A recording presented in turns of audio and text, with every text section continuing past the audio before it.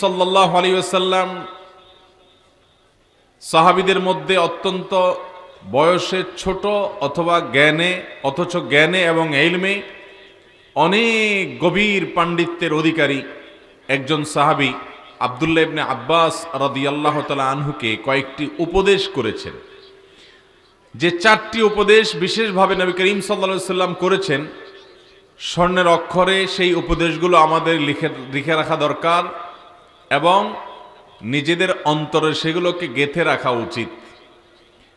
বিশ্ববিখ্যাত হাদিস বেত্তা, হাদিস বিশ্লেষক, মুহাক্কিক, উলামায়ে কেরাম এবং মুহাদ্দিসিন আযম তারা এই হাদিস সম্পর্কে অনেকেই অনেক মন্তব্য করেছেন।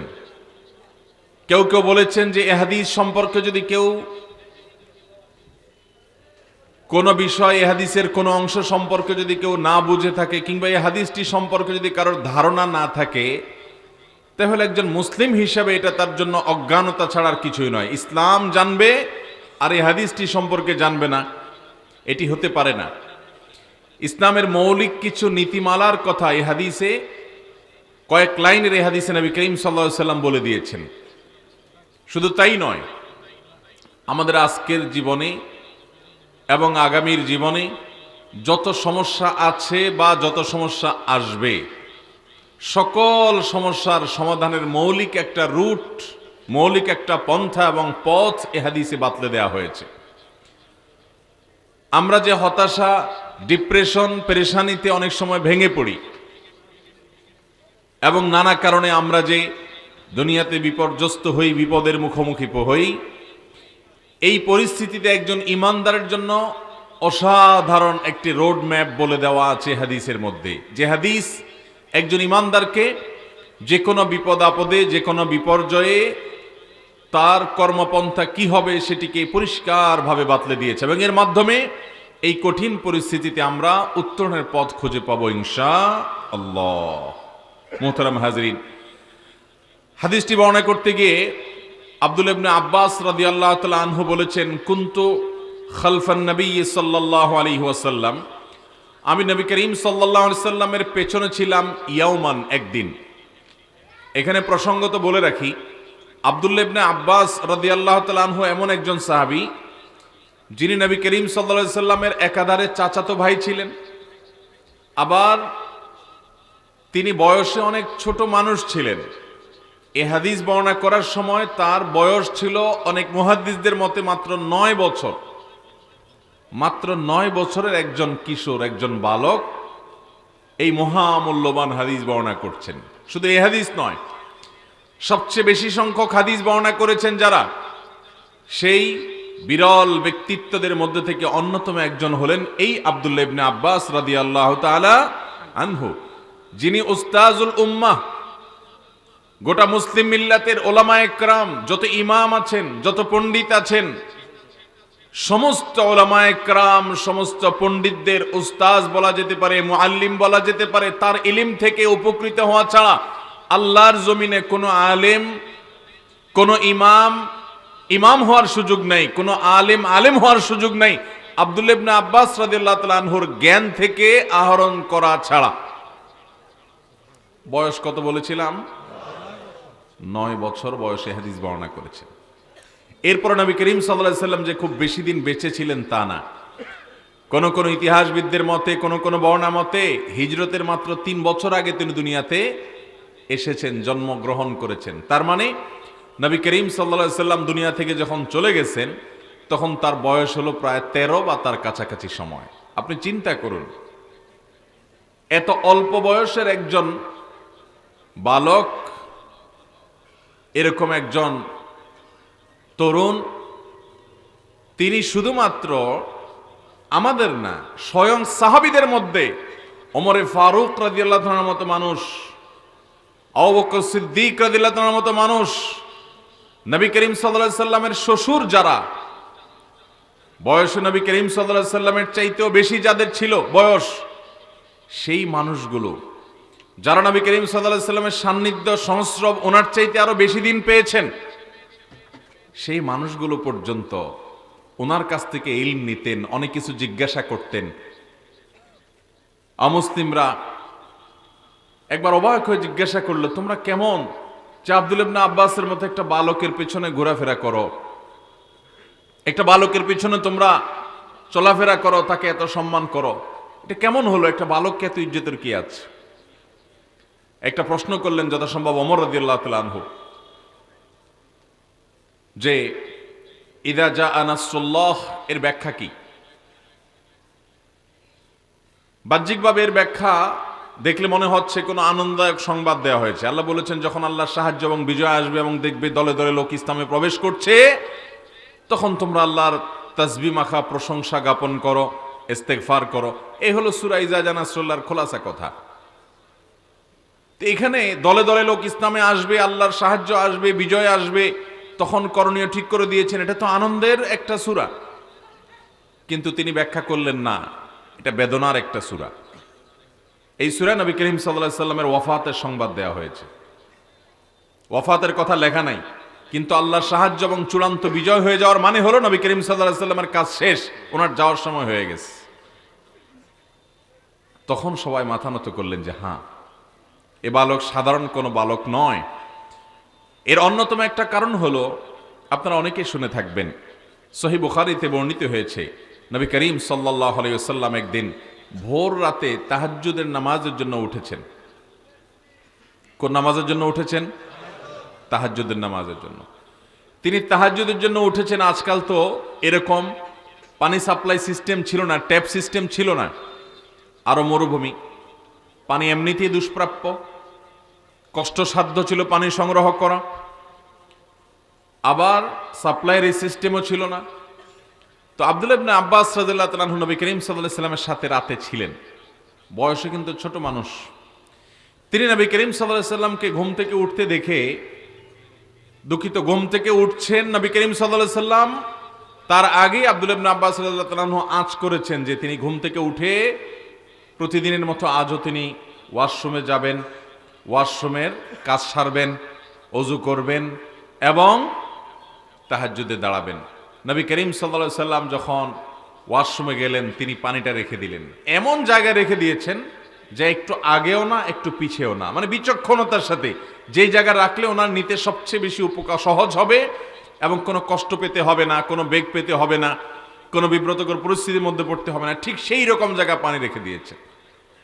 শুধু পানি নয়, সবকিছু এরকম গুছিয়ে যেটা যেখানে রাখা দরকার পারফেক্ট জায়গা মতো রেখে চরম বুদ্ধিমত্তার পরিচয় দিয়েছেন। নবী করিম সাল্লাল্লাহু আলাইহি সাল্লাম দেখলেন যে এরকম চমৎকার আয়োজন এবং এরকম অসাধারণ সেবা একজন বালক করেছে। নবী সাল্লাল্লাহু আলাইহি সাল্লাম এটি জানার পর তার জন্য দোয়া করলেন, আল্লাহুম্মা ফাক্কিহু ফিদ্দীন ওয়া আল্লিমহুল কিতাব। আল্লাহ, এই বালককে আপনি ইসলামের জ্ঞান দান করেন আর এই কোরআনের ব্যাখ্যার নলেজ আপনি তাকে দান করেন। এমন দেওয়া দিছেন আল্লাহ তাআলা, ওই বালকের কাছ থেকে জ্ঞান নেওয়া ছাড়া আল্লাহর জমিনে আজও পর্যন্ত এত বড় বড় ইমাম গত হয়েছে, 12 খণ্ড, 15 খণ্ড, 20 খণ্ড, 25 ভলিউমের বিশাল বড় বড় গ্রন্থের রচয়িতা, গোটা আলমিরা, গোটা আপনার বুক সেলফ ফুল হয়ে যাবে একটা গ্রন্থে।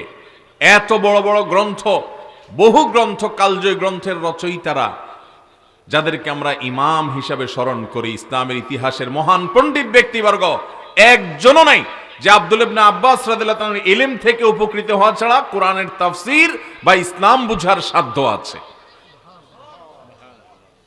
এরকম বড় জায়গায় আল্লাহ তাআলা নিয়ে গেছেন। নবীজি সাল্লাল্লাহু আলাইহি সাল্লামের দোয়া পেয়েছেন এই বালক, নাম কি? আব্দুল্লাহ ইবনে আব্বাস রাদিয়াল্লাহু তাআলা। আমাদের যুবকরা আজকাল কত খেলোয়াড়ের নাম জানে, ইসলামের ইতিহাসের এ সকল তারকা, এ সকল মহান ব্যক্তিত্বদের সাথে আমরা পরিচিত নই, আমরা জানি না তাদের ইতিহাস। আল্লাহ রাব্বুল আলামিন আমাদেরকে তাদের প্রকৃত অনুসারী হওয়ার তৌফিক দান করুন। আব্দুল্লাহ ইবনে আব্বাস রাদিয়াল্লাহু তাআলা আনহু, তার সম্পর্কে আলোচনা করা আমার আজকে উদ্দেশ্য না। আমি শুধুমাত্র এই আলোচনাটা, তিনি যেহেতু হাদিস বর্ণনা করেছেন এবং নবী করিম সাল্লাল্লাহু আলাইহি সাল্লাম একান্তে তাকে কিছু উপদেশ করেছেন, খুব স্নেহ করতেন, খুব মায়া করতেন, 4টি উপদেশ করেছেন। সেই উপদেশগুলো আমাদের জন্য উপযোগী, অনেক বেশি উপকারী। আজকের বাস্তবতায়, আজকের প্রেক্ষাপটে এগুলো আরো বেশি আমাদের অন্তরে গেঁথে রাখা উচিত। আপনি কারো থেকে কষ্ট পাবেন না, আপনি কারোর কাছ থেকে আঘাত পাবেন না, আপনার জীবনের অনেক সমস্যার সমাধান হবে। এই 4টি উপদেশ যদি আপনি গেঁথে ফেলতে পারেন আপনার মনে, সবাই চেষ্টা করবেন তো ইনশাআল্লাহ। সেই সাথে একটু বলে রাখি, এই বালক আব্দুল্লাহ ইবনে আব্বাস রাদিয়াল্লাহু তাআলা আনহু এত অল্প বয়সে নবী করিম সাল্লাল্লাহু আলাইহি সাল্লামের সাথে সাথে থাকতেন। কত সাথে থাকতেন যে নবী সাল্লাল্লাহু আলাইহি সাল্লাম একান্তে তাকে পেয়েছেন। তার সান্নিধ্য পাওয়ার জন্য কত শত সাহাবীরা তার পেছনে ঘুরঘুর করতেন। অথচ আব্দুল্লাহ ইবনে আব্বাস রাদিয়াল্লাহু তাআলা আনহু তার এত কাছাকাছি ছিলেন যে তাকে একান্ত ডেকে খুব আদরের সাথে বলেছেন, ইয়া গোলাম, হে বালক, হে বৎস, হে ছোট শিশু, ইন্নী উআল্লিমুকা কালিমাত, আমি তোমাকে কিছু বাক্য শিখিয়ে যেতে চাই, কিছু বাক্য শিখিয়ে যেতে চাই। আল্লাহর নবী বলছেন আমি তোমাকে কিছু বাক্য শিক্ষা দিয়ে যেতে চাই। কত স্নেহ করতেন! এত স্নেহ কই এমনি এমনি পেয়েছেন? নবী সাল্লাল্লাহু আলাইহি সাল্লামের দোয়া পেয়েছেন। কারণ এ বালকের মধ্যে নবী করিম সাল্লাল্লাহু আলাইহি সাল্লামের সেবা, তাকে শ্রদ্ধা করা, তার খেদমত করা, তার দোয়া নেওয়ার মতো সেরকম উপযোগী মানুষ হিসাবে সে নিজেকে গড়ে তুলতে পেরেছেন।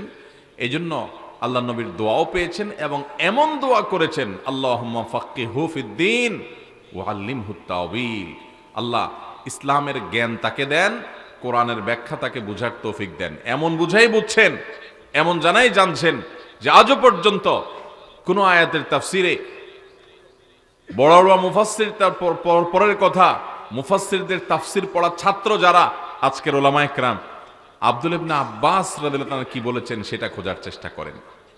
ভাইরা আমার, আমাদের আজকালকার যে বালকরা, আমাদের যে ছোট ছেলে মেয়েরা আছে, এদেরকে একটু কম্পেয়ার করেন তো।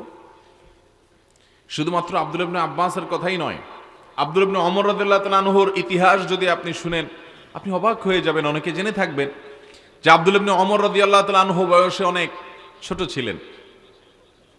কোন একটা জেহাদে যাওয়ার জন্য সাহাবীদের মধ্যে কম্পিটিশন, ছোট মানুষ, তাকে নেওয়া হবে কি হবে না, পেরেশানিতে আছেন যাতে নেওয়া হয়, এই জন্য এরকম উঁচু করে দাঁড়াচ্ছেন যে আমি বড় হয়ে গেছি। বহু ঘটনা তার।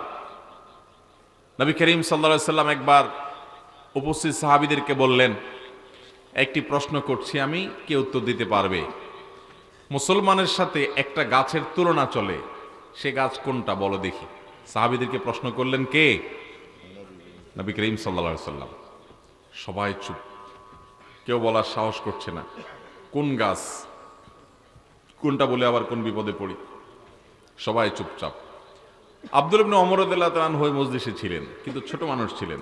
সামনে ওনার বাপ, চাচারা বসা, মুরব্বীরা বসা। তো মুরব্বীদের সামনে নিজে থেকে কোনো একটা উত্তর দিতে যাবেন, মুরব্বীরা দেওয়ার সাহস করছেন না, তাদের সামনে উত্তর দেওয়াটাকে অসৌজন্যতা, অভদ্রতা এবং বেয়াদবি মনে করেছেন, সেজন্য উনি চুপচাপ রয়েছেন। কিন্তু এই হাদিস বর্ণনা করার সময় উনি বলেছেন, আমার মনে আসছে সে গাছটা হবে খেজুর গাছ, কিন্তু আমি বললাম না যে আমার বাপ চাচারা বসে আছে তাদের সামনে আমি কিভাবে উত্তর দেই। ওনারা দিচ্ছেন না, তাহলে আমি চুপ থাকি। মুরব্বীদের সামনে কথা আগ বাড়িয়ে বলা এটা অসৌজন্যতা, এটা ইসলামী ম্যানার্সের বাইরের অভদ্রতা। তিনি বলেন নাই। এরপর নবী করিম সাল্লাল্লাহু আলাইহি সাল্লাম যখন নিজে থেকে উত্তর দিয়ে দিলেন, তখন তিনি আফসোস করলেন যে হারে, আমি তো এই উত্তরটাই মনে মনে ঠিক করেছিলাম। যাই হোক, খেজুর গাছের সাথে ইমানদারের তুলনা কিভাবে, সেটা আরেক আলোচনা, একটা থেকে আরেকটাতে চলে যাবে। আমরা আমাদের মূল কথায় ফিরে আসি। আমাদের ছোট ছোট ছেলে মেয়েরা 8 বছর 9 বছর বয়সে, এখন তাদের হাতে হাতে শুধু মোবাইল ফোন ছাড়া আর কিচ্ছু নেই। কি দেই আমরা পোলাপান রে? একটা ট্যাব দিয়ে মুনাজাতে বসাই দেই, মোবাইল দিয়ে মুনাজাতে বসাই দেই। ঘাঁটতে ঘাঁটতে চোখ শেষ, ব্রেন শেষ, সব শেষ। ইমান, আমল, আখলাক, আচরণ, ভদ্রতা সব শেষ। ভাইরা আমার, মুসলমানের সন্তান সবকিছুর আগে ইমান শিখবে, এর পাশাপাশি সে আখলাক শিখবে, ভদ্রতা শিখবে, আচরণ শিখবে। আজকাল দেখা যায় যে ছেলে মেয়ে একেবারে শিশুকাল থেকে নিয়ে বয়স যত বাড়তে থাকে তত বড় বেয়াদব হতে থাকে। আব্দুল্লাহ ইবনে আব্বাস রাদিয়াল্লাহু তাআলা আনহু নবীজি সাল্লাল্লাহু আলাইহি সাল্লামের দোয়া পেয়েছেন আদবের কারণে। অতএব আমাদের সন্তানদেরকে আমরা ভদ্রতা, শালীনতা, সৌন্দর্য, বড়দেরকে সম্মান করানোর যে গুরুত্বপূর্ণ একটা আচরণগত সৌন্দর্য, সেটা শেখাবো তো ইনশাআল্লাহ। ছোটবেলা থেকে এগুলো পারিবারিকভাবে শেখাতে হয়, এগুলো শেখাতে হয় ভাইরা আমার। তাহলে এই সাহাবীর মতো এরকম মহান ব্যক্তিত্ব হওয়ার তৌফিক আল্লাহ তাআলা, তার মতো না হলেও তার অনুসারী হিসেবে বড় আলিম হওয়ার, বড় দায়ী হওয়ার এবং কোরআনের নলেজওয়ালা মানুষ হওয়ার তৌফিক আল্লাহ তাআলা দিবেন ইনশাআল্লাহ। তো যে হাদিসটি বলছিলাম, আব্দুল্লাহ ইবনে আব্বাস রাদিয়াল্লাহু তাআলা বর্ণনা করেছেন যে আমি একবার নবী করিম সাল্লাল্লাহু আলাইহি সাল্লামের পেছনে ছিলাম। তিনি আমাকে বললেন, ইয়া গোলাম, হে ছেলে, ইন্নী উআল্লিমুকা কালিমাত, হে বালক, তোমাকে আমি কয়েকটি কথা শিক্ষা দিতে চাই। এখানে মূলত 4টি বিষয় নবী সাল্লাল্লাহু আলাইহি সাল্লাম তাকে উপদেশ দিয়েছেন। তার প্রথমটি হলো ইহফাজিল্লাহ ইয়াহফাজুক, তুমি আল্লাহর আদেশ নিষেধকে, আল্লাহর ফরজ বিধানকে, আল্লাহর হারাম বিষয়গুলোকে মেনে চলবে, অর্থাৎ ফরজগুলোকে অবশ্যই করবে, হারামগুলো থেকে বেঁচে থাকবে। আল্লাহ যা করতে বলেছেন সেটা করবে, যা নিষেধ করেছেন তা থেকে বেঁচে থাকবে। আল্লাহর আদেশ নিষেধকে যদি তুমি মান্য করে চলো, নিশ্চিত থাকবে যে তোমাকে আল্লাহ তাআলা আখিরাতে তো বটেই, দুনিয়াতেও সকল সমস্যা বিপদ থেকে রক্ষা করবেন। আল্লাহর আদেশ নিষেধের মধ্যে যদি তোমার পুরো জীবনকে পরিচালিত করো, তোমার রক্ষাকারী হবেন কে? আল্লাহ। এটা তুমি মাথায় রেখে চলবা। উপদেশ নম্বর 2, ইহফাজিল্লাহ তাজিদহু তুজাহাক, আল্লাহ রাব্বুল আলামিনের আদেশ নিষেধগুলোকে হেফাজত করবে, সংরক্ষণ করবে।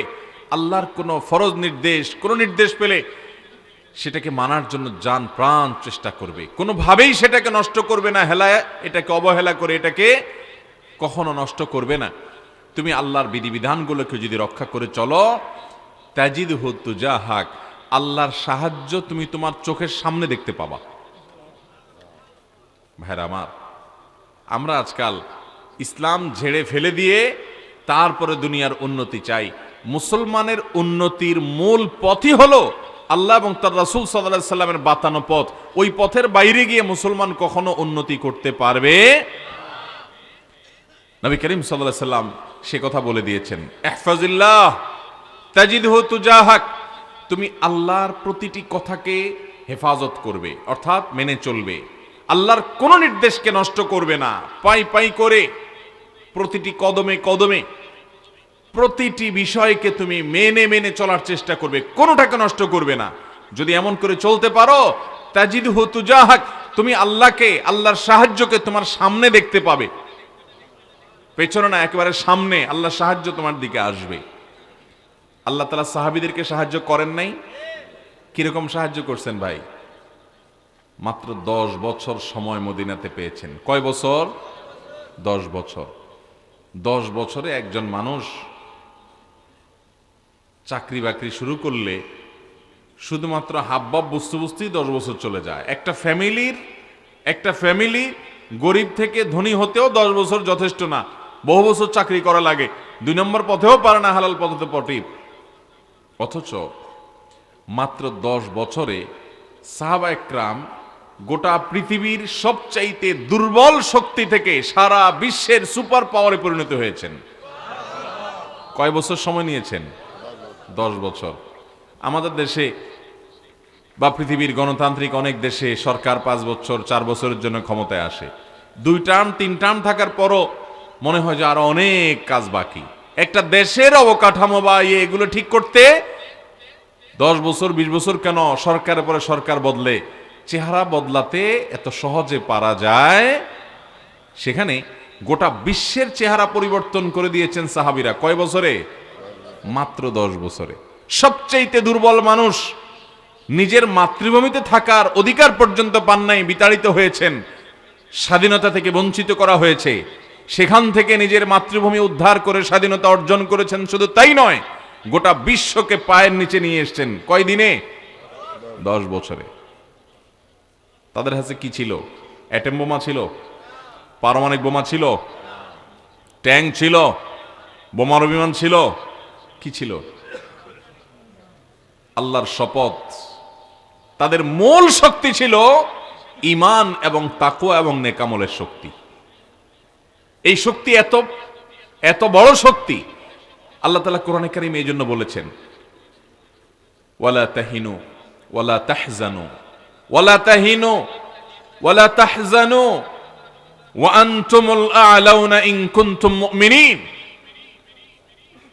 কখনো মনমরা হবে না, কখনো পেরেশান হবে না, হীনমন্যতা তোমাদেরকে যেন কখনো পেয়ে নয় বসে, তুমি কখনো নিরাশ হবে না। তুমি নিশ্চিত থাকো, তুমি যদি প্রকৃত ইমানদার হও, ইমানের সেই লেভেলে তুমি যদি নিজেকে নিতে পারো, নেকামল যদি সেভাবে করতে পারো, তোমরাই বিজয়ী হবে, কোনো সন্দেহ।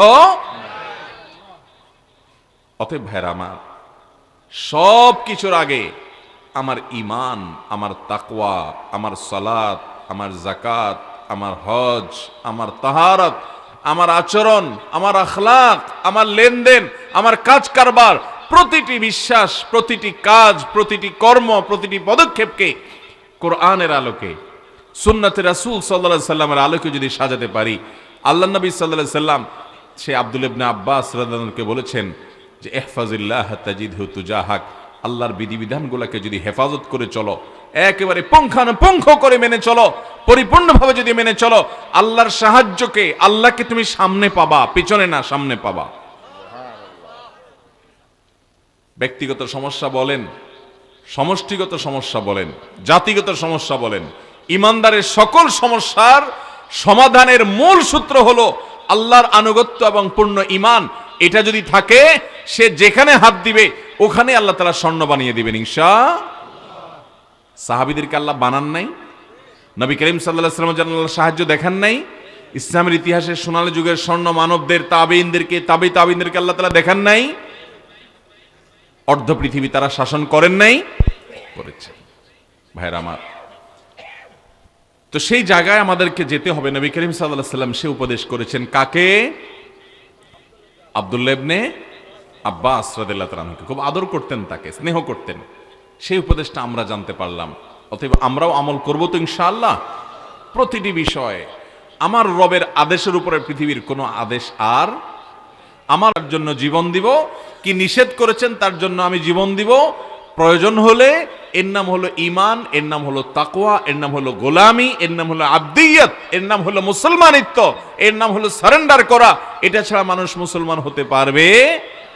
আমরা তো এখন ধরি মাছ নাচুই পানি টাইপ মুসলমান। নামাজও পড়ি, 2 নম্বরিও করি, ওয়াজও শুনি, দুর্নীতিও করি, ওয়াজও দেখি, আবার ইউটিউবে ফিল্মও দেখি, কোরআন তেলাওয়াতও শুনি, আবার গানও শুনি। এই ভেজাল্লা মুসলমান দিয়া আল্লাহর কাছ থেকে সাহায্য পাওয়া বড় কঠিন। অতএব পিওর মুসলমান হব তো ইনশাআল্লাহ। উদখুলু ফিস সিলমি, পরিপূর্ণভাবে ইসলামে প্রবেশ করো। আল্লাহ তাআলা আমাদেরকে পরিপূর্ণভাবে ইসলামে প্রবেশ করার তৌফিক দান করুন। ভাইরা আমার, আপনি পরিপূর্ণ মুসলমান হলে আপনার লাভ, আপনার লাভ। আল্লাহর কোনো ঠেকা পড়ে নাই ভাই। যত আল্লাহর দাসত্বটা পিওর ভাবে করতে পারবেন, যত বেশি করতে পারবেন, অলৌকিকত্ব, আল্লাহর সাহায্য আপনি সামনে তত বেশি দেখতে পাবেন ইনশাআল্লাহ। তাহলে দ্বিতীয় উপদেশ ছিল যে আল্লাহর বিধিবিধানকে যদি তুমি হেফাজত করে চলো, আল্লাহকে অর্থাৎ আল্লাহর সাহায্যকে তোমার সামনে পাবে। নাম্বার 3, ইযা সাআলতা ফাসআলিল্লাহ ওয়া ইযা ইসতাআনতা ফাসতাইন বিল্লাহ। তাওহীদের গুরুত্বপূর্ণ একটা সবক দিলেন তিনি তার প্রিয় শিষ্য সাহাবী আব্দুল্লাহ ইবনে আব্বাস, বালক মানুষ, আদরের তাকে। তিনি বলেছেন, ইযা সাআলতা ফাসআলিল্লাহ। তোমার যদি কিছু চাইতে হয়, তোমার যদি কিছু চাইতে হয়, অদৃশ্যের কারোর কাছে তোমার কিছু চাওয়া লাগে, তো তুমি আল্লাহর কাছে চাইবা। কার কাছে চাইবা? যদি তোমার কখনো সাহায্যের প্রয়োজন দেখা দেয়, যে কারো সাহায্য দরকার, এখন অনেক বেশি সাহায্যের প্রয়োজন, তো সাহায্য চাইবা কার কাছে? আল্লাহর কাছে। অদৃশ্যের কারোর কাছে যদি কিছু প্রার্থনা করতে হয়, কিছু চাইতে হয়, সাহায্য যদি কোনো অদৃশ্যের কারোর কাছে চাইতে হয়, তো তিনি হবেন একমাত্র কে? আল্লাহ। নবী করিম সাল্লাল্লাহু আলাইহি ওয়াসাল্লাম বলেছেন, জুতার ফিতাটা কারোর ছিঁড়ে গেছে, রাস্তা চলতে চলতে স্যান্ডেল পরে যাচ্ছেন, অথবা যে কোনো জুতা পরে যাচ্ছেন, ছিঁড়ে গেছে, এখন রাস্তার মধ্যে জুতা ছেঁড়া একটু মুসিবত, কিন্তু আপনি ওইটা ঠিক করে হয়তো সামনে কিছু দূর যেতে পারবেন, এরপর একটা দোকান থেকে কিনতে পারবেন, অনেক ব্যবস্থা আছে। কিন্তু ইমানদার তার এই ছোট্ট বিপদটা যখন হবে তখনও সে স্মরণ করবে কাকে? সে এটা চিন্তা করবে তো সেরে ফেলবো, আরেক দোকান থেকে এটা কিনে ফেলবো না, কেনার ব্যবস্থা আছে, সারার ব্যবস্থা আছে, সবই ঠিক আছে। আমার এই ছোট্ট ক্ষুদ্র বিপদেও পর্যন্ত আমার মন চলে যাবে সবার আগে যার কাছে, তিনি কে? আর আমাদের অবস্থা হলো জুতার ফিতা ছেঁড়া তো অনেক পরের কথা, জীবনে অনেক বড় বিপদ আসার পরও আমরা এর কাছে যাই, অমুকরে ফোন দেই, তমুকরে মেসেজ দেই, অমুকের হাতে পায়ে ধরি, অমুকের অফিসে চলে যাই, সব কুল কেনারা করার পর যখন কোনো রাস্তা পাই না, এবার যায় বলি আল্লাহ। ঠিক না বে ঠিক? অথচ ইমানদারের যেই কোনো বিপদে সবার আগে যাকে স্মরণ করবে তিনি কে? আল্লাহ রাব্বুল আলামিন। আল্লাহ তাআলা আমাকে আপনাকে সেরকম ইমানদার হওয়ার তৌফিক দান করুন। ভাইরা আমার, এটা হলো মোবাইল ফোনের নেটওয়ার্কের মতো অনেকটা। আপনি আল্লাহর সাথে যত বেশি কানেক্টেড হতে পারবেন, আপনার কানেকশনটা যত স্ট্রং হবে, নেটওয়ার্কটা যত মজবুত হবে, আপনি আল্লাহর কাছ থেকে সাহায্য তত দ্রুত পাবেন, যোগাযোগ তত দ্রুত হবে।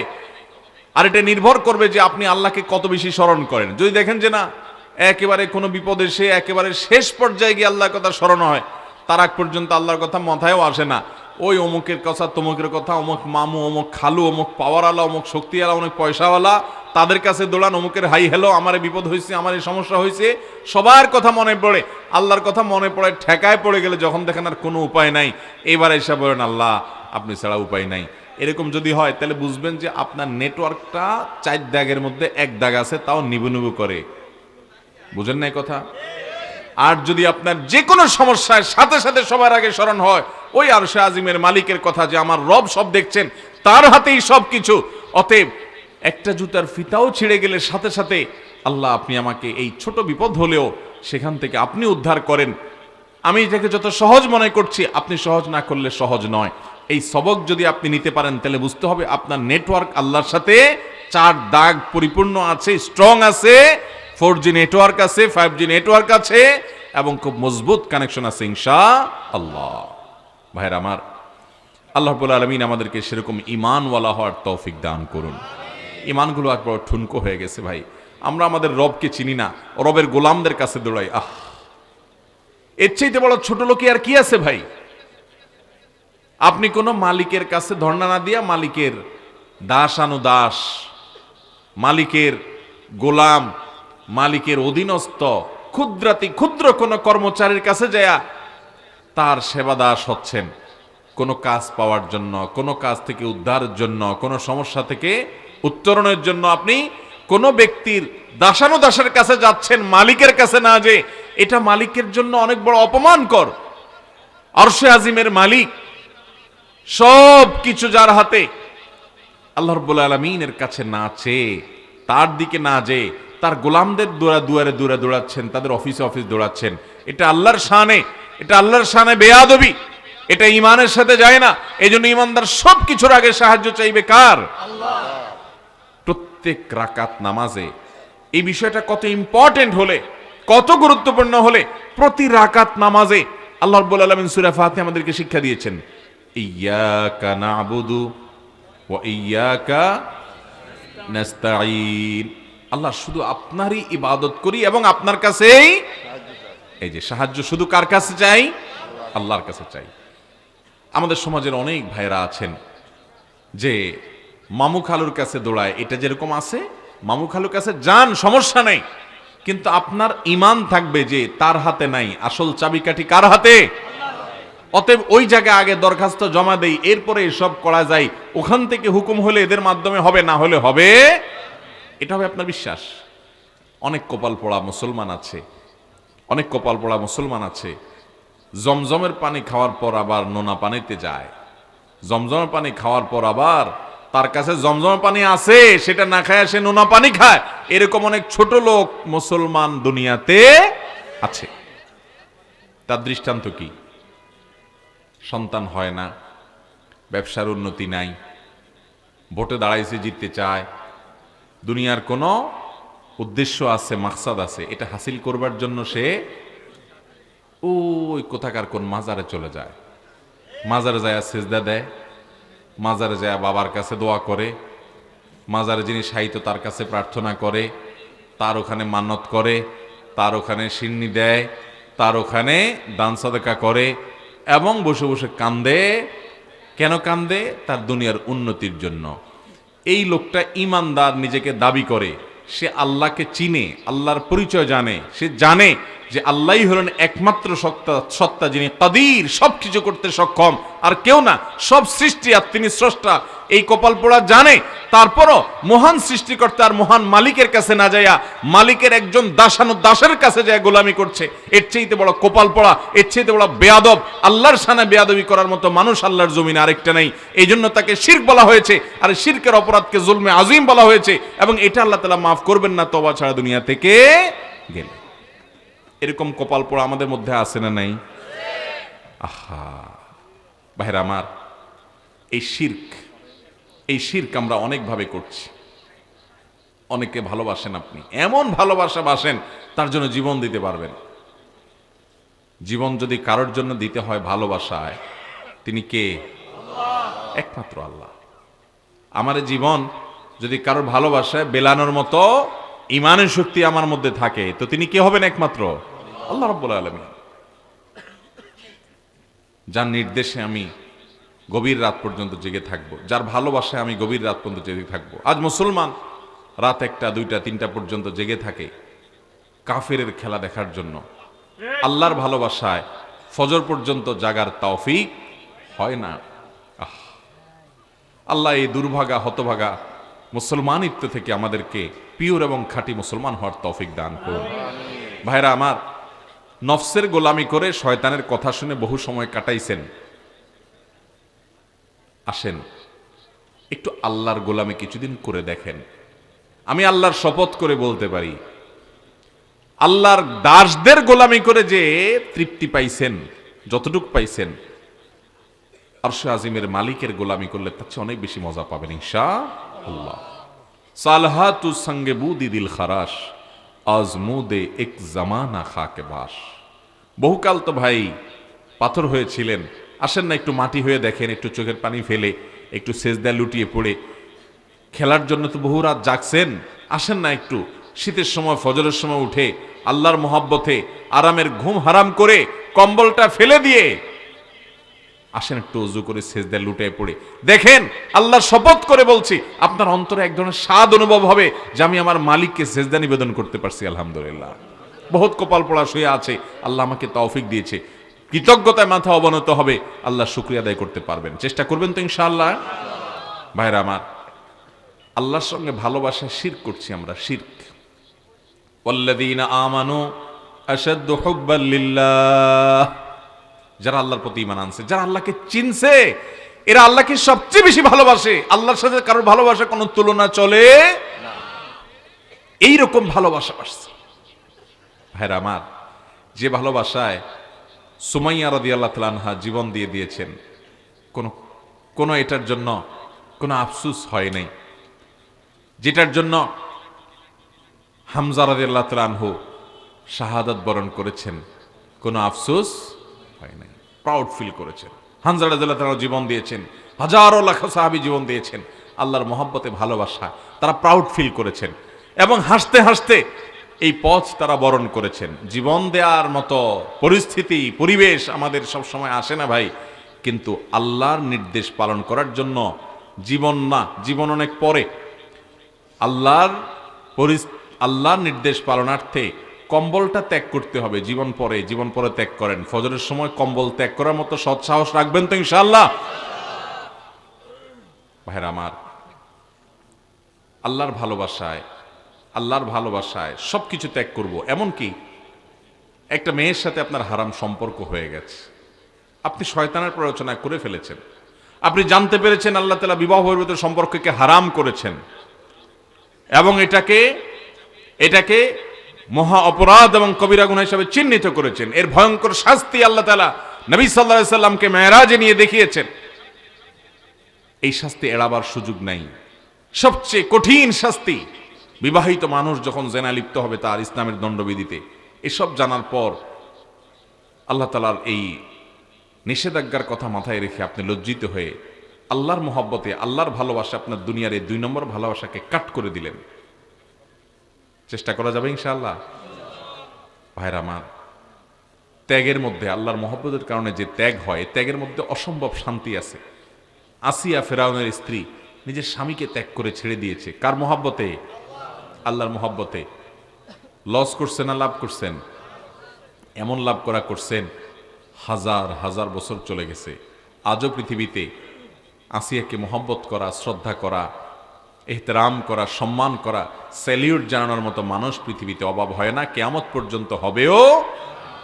আর ওই 2 নম্বর ভালোবাসা, যেটা বিবাহ বহির্ভূত সম্পর্ক, এটার জন্য অনেকে জীবন দিছে, অনেক কিছু করছে। একজনের নাম বলতে পারেন যে পৃথিবীর ইতিহাসে চিরস্মরণীয়, বরণীয়, হাজার হাজার বছর ধরে সবাই তাকে স্মরণ করে? বলতে পারবেন? ভাইরা আমার, অতএব আল্লাহর জন্য ত্যাগ, এটা আমাদেরকে সম্মান এনে দিবে, দুনিয়া আখিরাতে কল্যাণ এনে দিবে। শয়তান আমাদের শত্রু, সে আমাদেরকে এগুলো বুঝতে দেয় না। তওবা করবো তো ইনশাআল্লাহ। বিভিন্নভাবে আমরা আল্লাহর সঙ্গে শিরক করি, আমি সেদিকে যাব না। তো তৃতীয়ত যে উপদেশ নবী সাল্লাল্লাহু আলাইহি সাল্লাম আব্দুল্লাহ ইবনে আব্বাসকে করেছেন, ইযা সাআলতা ফাসআলিল্লাহ ওয়া ইযা ইসতাআনতা ফাসতাইন বিল্লাহ। যখন কিছু চাইবা, কার কাছে চাইবা? যখন সাহায্য চাইতে হবে, কার কাছে সাহায্য চাইতে হবে? আল্লাহর কাছে। আল্লাহর কাছে এমন ভাবে সাহায্য চাইবেন যে আল্লাহ তাআলা না দিয়ে যাবেন না, আল্লাহ তাআলা দিবেন আপনাকে। এবং সবার আগে মনটা কোথায় যেতে হবে? আল্লাহর দিকে। অসুখ হলে আমাদের সবার আগে মনে করেন আপনার জ্বর আসছে, কি আসছে? জ্বর আসছে, আপনার শরীরটা ব্যথা, সবার আগে মনে পড়ে কিসের নাম? তাহলে তো সব ফেরেশতা এখানে দেখা যাচ্ছে। আমার তো সবার আগে নাপার কথা মনে আসে। আল্লাহ তাআলা আমাদেরকে মাফ করুক। ভাইরা, জ্বর আসলে শরীরে সবার আগে আসলে সত্যি সত্যি বলেন কার কথা মনে আসে? কিছু বুজুর্গ নেককার আছে, এদের আল্লাহর কথা মনে আসে, মাশাআল্লাহ আছে আল্লাহর কিছু বান্দা। বাকি বেশিরভাগ মানুষের মনে আসে কার কথা? প্যারাসিটামল নাপার কথা, ঠিক না? ভাইরা আমার, পেটে ব্যথা শুরু হয়েছে, সবার আগে মনে আসে ডাক্তার সাহেবের কথা, ঠিক কি না বলেন? ঠিক আছে, আপনি ডাক্তারের কাছে অবশ্যই যাবেন। নবী করিম সাল্লাল্লাহু আলাইহি ওয়াসাল্লাম নির্দেশ করেছেন, তোমরা ঔষধ গ্রহণ করো, কারণ আল্লাহ তাআলা এমন কোনো রোগ সৃষ্টি করেন না যার জন্য ঔষধ বা প্রতিষেধক সৃষ্টি করেন নাই। ওষুধ গ্রহণ করো। ওষুধ গ্রহণ করা, চিকিৎসা গ্রহণ করা, এটা সুন্নাহ, অসুবিধা নাই। কিন্তু ইমানদারের যেই কোনো অসুবিধায় সবার আগে যাকে তিনি স্মরণ করবেন তিনি হলেন আল্লাহ রাব্বুল আলামিন। যে আল্লাহ, জ্বর হয়েছে, আপনি আমাকে রক্ষা করেন। ঠিক আছে, আমি ডাক্তারের কাছে যাচ্ছি, ঠিক আছে, আমি নাপা প্যারাসিটামল খাচ্ছি, ঠিক আছে, আমি শরীর মুছে তেনা দিয়ে, ভিজা তেনা দিয়ে মুছে জ্বর দূর করার চেষ্টা করছি, কিন্তু আল্লাহ আপনি সাহায্য করেন, আপনি হেফাজত করেন। মনটা সবার আগে কার কাছে যাবে? আল্লাহর কাছে। ওই ছোট বাচ্চার মতো, ছোট বাচ্চা কেউ যদি তারা একটা ধাক্কা দেয়, একটু বকা দেয়, একটা গালি দেয়, একটা মাইট দেয়, একটা ঘুষি দেয়, একটা থাপ্পড় দেয়, ছোট্ট 2, 3, 4 বছরের পোলাপান সবার আগে কারে ডাক দেয়? মা। স্মরণ আসে কার কথা? কারণ সে জানে তার মায়ের চাইতে আপন এই মুহূর্তে তার জন্য কেউ নাই। ভাইরা আমার, ইমানদারের জন্য, ইমানদারের মূল আশ্রয়স্থল হলেন আল্লাহ রাব্বুল আলামিন। আমাদের ইমানগুলো বড় ঠুনকো হয়ে গেছে, বড় দুর্বল হয়ে গেছে, আল্লাহর কথা স্মরণ আসে না। আমি নিজেও ভাই এই রোগ থেকে মুক্ত না, আপনাদেরকে বলছি আমিও এই রোগ থেকে ঊর্ধ্বে উঠতে পারি নাই। আল্লাহ রাব্বুল আলামিন আমাকে, আপনাকে, আমাদের সবাইকে আল্লাহ তাআলার সাচ্চা ইমানদার বান্দা হওয়ার তৌফিক দান করুন। ইমানের একেবারে ডিপে যাওয়ার, গভীরে যাওয়ার তৌফিক আল্লাহ তাআলা আমাদেরকে নসিব করুন। সবার আগে যেন আমাদের রবকে আমরা স্মরণ করতে পারি, সেরকম ইমানওয়ালা হওয়ার তৌফিক নসিব করুন। সেটা যেদিন হইতে পারবেন, ওই যে সেদিন দেখবেন তাজিদহু তুজাহাক, আল্লাহ সাহায্যকে চোখের সামনে দেখতে পাবেন। চেষ্টা করা যাবে না ইনশাআল্লাহ? এরপরে এই 3 নম্বর উপদেশেরই পরিপূরক কথাগুলো নবী সাল্লাল্লাহু আলাইহি সাল্লাম বলেছেন 4 নম্বরে এসে। এই কথাগুলো ভালো করে শুনে রাখেন, এবং এই কথাগুলো পারলে কোনো সুন্দর কাগজে লিখে নিজের অফিসে, বাসা, যেখানে সবসময় আপনি থাকেন তার আশেপাশে একটু লিখে রাখবেন। আর তার চেয়ে বেশি দরকারি হলো অন্তরের গভীরে আপনি এটাকে লিখে রাখবেন, একদম গেঁথে ফেলবেন। কথাগুলো মন দিয়ে শুনেন।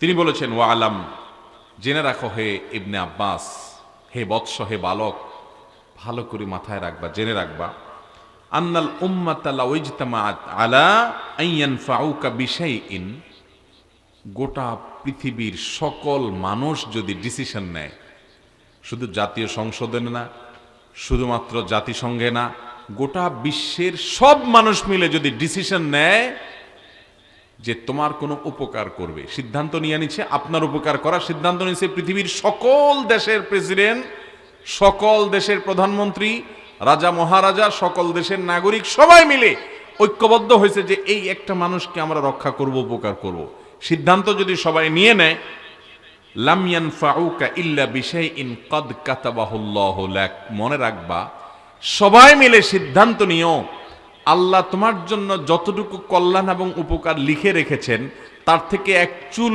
পরিমাণও বেশি উপকার করতে সবাই মিলে পারবে না। ঈমান সবক। আর ওয়াইন ইজতামাউ আলা আন ইয়াদুররুকা বিশাইইন, আর যদি গোটা পৃথিবীর মানুষ সবাই মিলে সিদ্ধান্ত নেয় তোমার কোনো ক্ষতি করবে, তোমাকে শেষ করবে, যদি ডিসিশন নেয় সবাই মিলে, লাম ইয়াদুররুকা ইল্লা বিশাইইন ক্বাদ কাতাবাহুল্লাহু আলাইক, আল্লাহ তাআলা তোমার ব্যাপারে যতটুকু ক্ষতি হওয়ার কথা লিখে রেখেছেন তার থেকে এক চুল পরিমাণ বেশি ক্ষতি করার ক্ষমতা কারোর নাই। রুফিআতিল আকলাম, সব লেখা হয়ে গেছে। ওয়াজুফাতিস সুহুফ, ওয়াজুফাতিস সুহুফ, এবং সহিফা সমূহ যেগুলোতে লেখা হয়েছে তাকদীর, সেগুলো শুকিয়ে গেছে, অর্থাৎ সিদ্ধান্ত চূড়ান্ত হয়ে গেছে। ভাইরা আমার, এই একটা কথা যদি আপনার মাথায় থাকে তাহলে আপনি পৃথিবীতে কোনো মানুষের প্রতি অতি আস্থা রেখে, আসে না অনেক সময় দেখবেন যে অনেকের কাছে বহুত আশা, বুক ভরা আশা নিয়ে আসে যে আমার কিছু একটা করে ফেলবে, বা এরা সবাই আমার সাথে আছে, অনেক আশা করে, পরে দেখা গেল যে আশার গুড়ে বালি, কিছুই হয় নাই। হয় কি হয় না এরকম?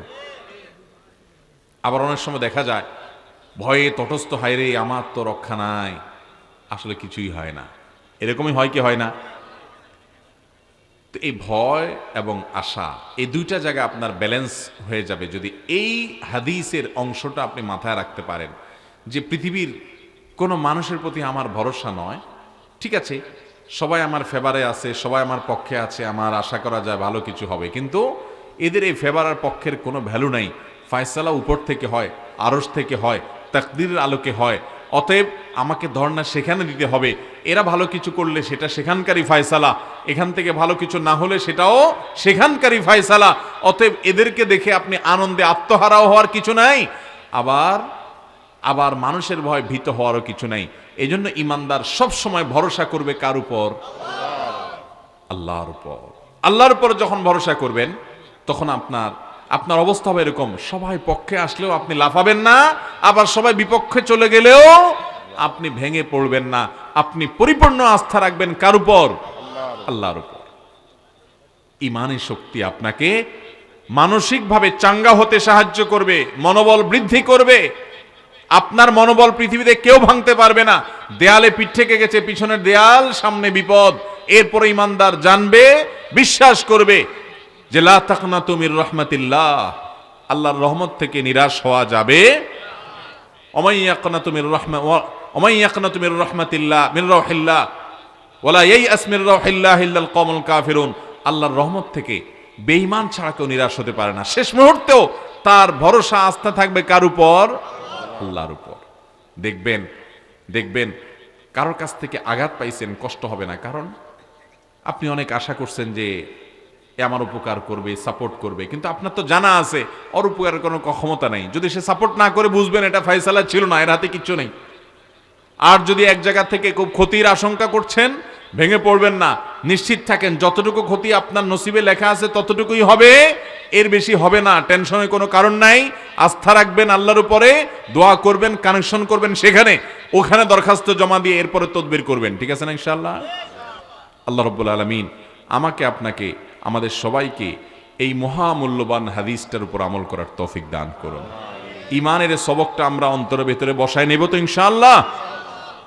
আল্লাহ তাআলা আমাকে, আপনাকে, আমাদের সবাইকে নবী করিম সাল্লাল্লাহু আলাইহি সাল্লাম তার অত্যন্ত আদরের স্নেহের সাহাবী এবং চাচাতো ভাই আব্দুল্লাহ ইবনে আব্বাস রাদিয়াল্লাহু তাআলা আনহুকে যে উপদেশগুলো একান্তে করেছেন সেগুলো আমাদেরকে মানার, আর আমাদের ছেলে মেয়েদেরকে এরকম ঈমানের শিক্ষা, তাওহীদের শিক্ষা তাদেরকে যেন আমরা দিয়ে যেতে পারি এবং তাদেরকে যেন আল্লাহর উপরে আস্থাশীল করে যেতে পারি, সেই তৌফিক আল্লাহ তাআলা আমাদেরকে দান করুন। যদি করতে পারি, যেদিন আমরা এই গুণে গুণান্বিত হয়ে যাব, আমরা নিজেরা তো বটেই, জাতি হিসেবে মুসলিমরা গোটা পৃথিবী আবারও পায়ের নিচে আসবে ইনশাআল্লাহ। আল্লাহ তাআলা সেরকম ঈমানওয়ালা, সেরকম তাওহীদওয়ালা, সেরকম ইয়াকিনওয়ালা, সেরকম তাওয়াক্কুলওয়ালা, সেরকম ভরসাওয়ালা এবং আল্লাহর বিধিবিধানকে মাননেওয়ালা মানুষ হওয়ার তৌফিক দান করুন। জাযাকুমুল্লাহু খায়রা ওয়া আখিরু দাওয়ানা আনিল হামদুলিল্লাহি রাব্বিল আলামিন।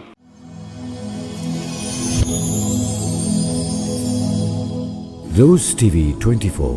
Enjoy by listening to the Holy Quran.